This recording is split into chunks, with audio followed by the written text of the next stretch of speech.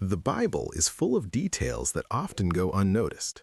Today, this quiz invites you to take a closer look at characters and stories that shaped the Christian faith. Question 1. Which two brothers were fishermen when Jesus called them to follow him? A. James and John. B. Peter and Andrew. C. Philip and Bartholomew. D. Matthew and Thomas.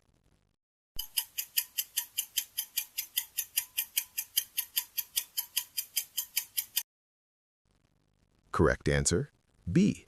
Peter and Andrew. Peter and Andrew were called while they were working, showing that Jesus calls ordinary people to an extraordinary mission. Andrew played an important role by bringing others to Jesus, including his own brother. Question 2. To whom did Jesus say, "Get behind me, Satan"? A. Judas Iscariot. B. A Pharisee. C. Peter. D. The high priest.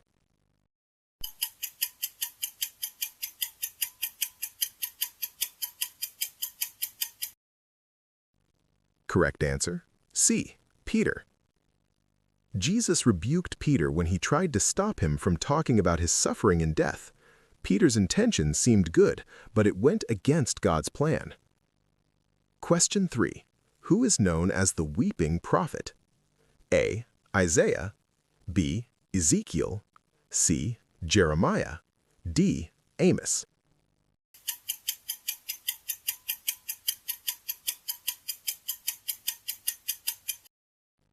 Correct answer, C. Jeremiah.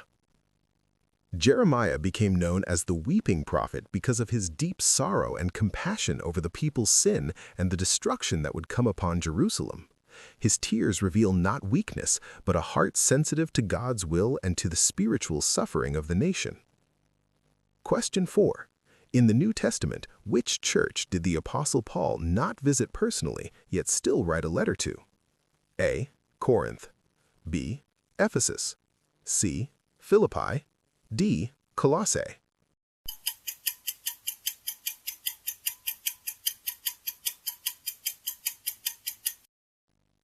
Correct answer, D. Colossae.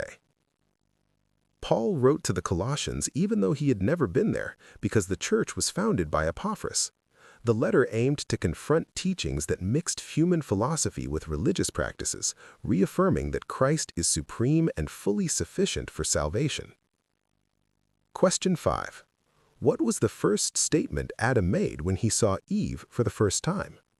A. She shall be called woman, for she was taken out of man. B. This is now bone of my bones and flesh of my flesh. C. God has given me a helper. D. She will be the mother of all living.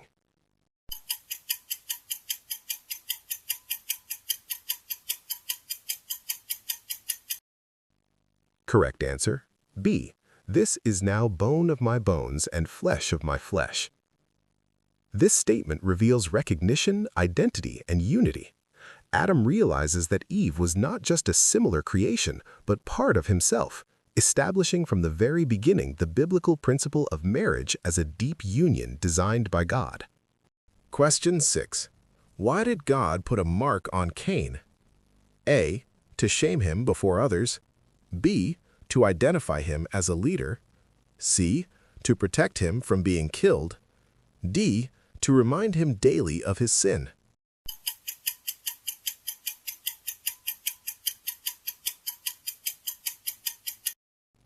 Correct answer, C. To protect him from being killed. Even after a serious sin, God showed mercy by protecting Cain from human revenge. The mark was not a reward, but a way to restrain violence and show that final justice belongs to God, revealing that judgment and grace can walk together in Scripture. Question 7. When did people begin to call on the name of the Lord after the fall? A. After being expelled from Eden. B. In the days of Cain. C. In the days of Seth. D. After the flood.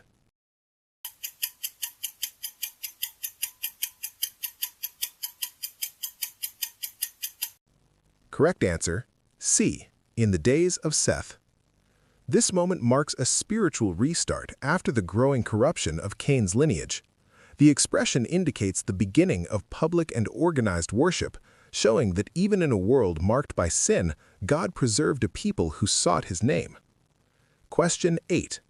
Whom did Noah curse after Ham's sin? A. Ham. B. Shem. C. Japheth. D. Canaan.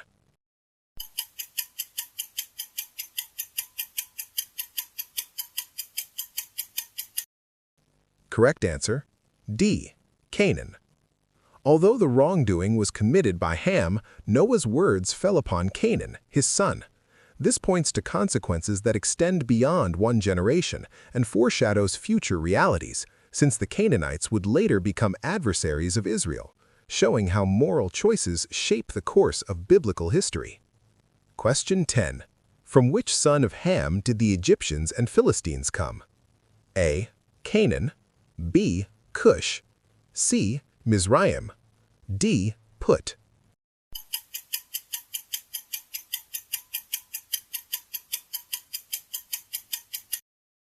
Correct answer, C. Mizraim. Mizraim is the Hebrew name associated with Egypt, and from him came several peoples of North Africa and the Eastern Mediterranean. The biblical text shows that both Egyptians and Philistines share this same root, explaining why, despite different cultures, they are connected in ancient genealogies. Question 11. Who was the man who provided the tomb for Jesus' burial? A. Nicodemus. B. Joseph of Arimathea. C. Simon of Cyrene. D. Pilate.